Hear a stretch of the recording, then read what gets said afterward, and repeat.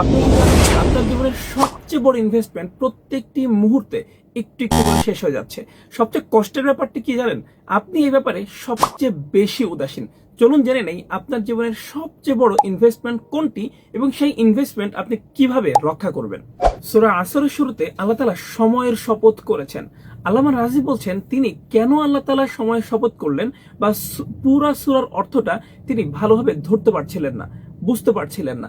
তো একদিন তিনি বাজারে গেলেন, বাজারে গিয়ে দেখলেন একজন বরফ বিক্রেতা হাঁক ছেড়ে বরফ বিক্রি করছে এবং বলছেন যে রহম করো তার প্রতি যার পুঁজি গলে যাচ্ছে।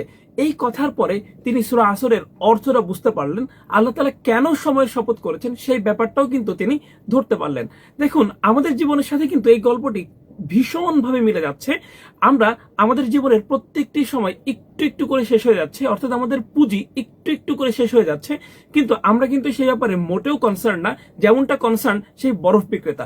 সো আমরা যদি আমাদের জীবনে শাইন করতে চাই, আমাদের পুঁজিটাকে সবচেয়ে ভালোভাবে কাজে লাগাইতে চাই, তাহলে সেই বরফ বিক্রেতা যেভাবে তার পুঁজি সম্পর্কে বা তার ইনভেস্টমেন্ট সম্পর্কে অনেক বেশি কনসার্ন, আমাদেরকেও কিন্তু অনেক বেশি কনসার্ন হইতে হবে। আমাদের জীবনের সবচেয়ে বড় ইনভেস্টমেন্ট কিন্তু আমাদের হায়াত বা আমাদের আয়ু, যেটা প্রত্যেকটি সময়ে একটু একটু করে শেষ হয়ে যাচ্ছে। তাই একদম শেষ হয়ে যাওয়ার আগেই কিন্তু আমাদেরকে এই ব্যাপারে কনসার্ন হওয়া উচিত। তাই এক্ষুনি কমেন্টে জানিয়ে দিন কোন কোন প্ল্যান এক্সিকিউট করে আপনি আপনার ইনভেস্টমেন্টকে সবচেয়ে বেশি কাজে লাগাতে চান।